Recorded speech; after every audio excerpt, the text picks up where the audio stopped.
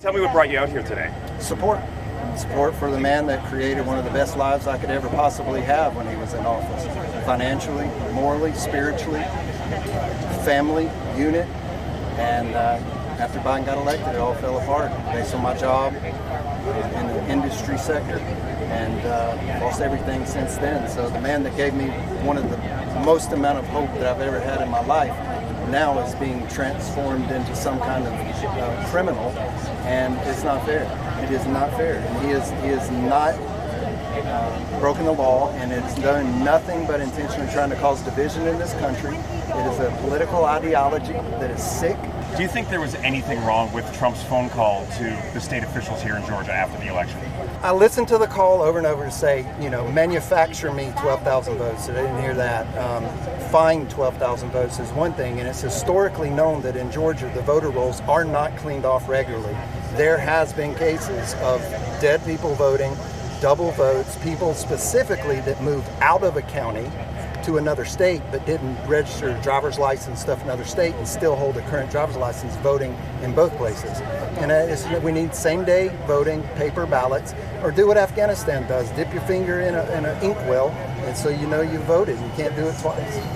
So there were multiple recounts, audits, a final certification in this state. At the end of the day, do you think the election was fair? No.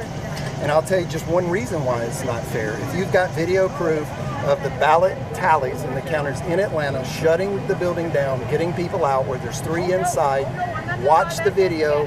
She pulls the cloth off the table, pulls out a trunk full of ballots and starts running through the machine. That alone is enough to pause.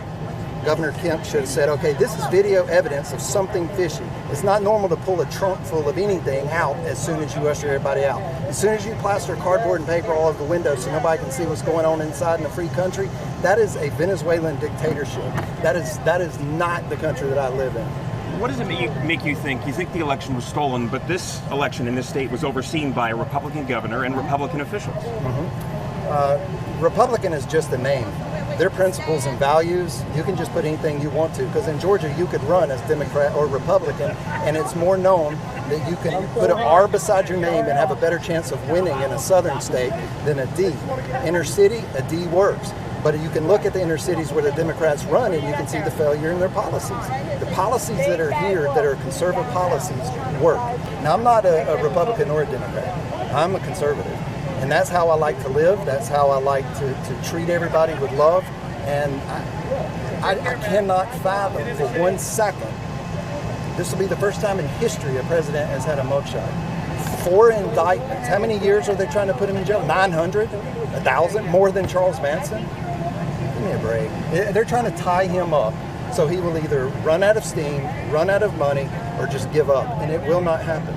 If you could get a message to him today as he drives by, what would you say? Never quit. Never give up.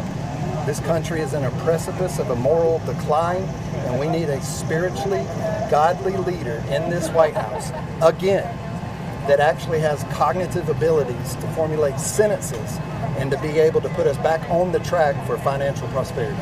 Just tell me why you came here today. I spoke for President Trump. Yeah, that's why I come here. I'm from Florida. And I'm from Vietnam. This is my country. I love socialism. That's why we come here. My family come here 35 years.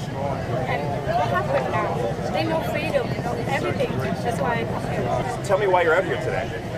Well, this is a part of history. I think it's very interesting what's going on. I've supported Trump in the past, so I'm going to support him again. What did you think when these charges came down, the sprawling indictment came down? What did you think of it? I think it's very interesting, the timing. It's hard to say it's nonpartisan when it's happening right before an election. That being said, Trump just last week was promising he had new evidence. I mean, if the onus is on the DA to have brought this evidence years ago, shouldn't he have brought his own evidence years and years ago? Well, it's the prosecutor's job to prove what he's guilty for. I mean, he has to go to court, take his time, and he can prove his innocence, really. What if they can prove it? What if a jury finds him guilty? I don't think that'll happen, and I'm not even sure, at least in Georgia, that it's going to go that far to go to trial. But I guess we'll see what happens. I mean, what did you think when you heard the tape of Trump talking to Brad Raffensperger? I think he was looking for votes that are still out there that may be for him. Even after multiple audits, the votes are still out there? Well, I don't know for sure. I can't, I'm not an eyewitness to that, but did you see 2,000 mules? I saw ballot stuffing.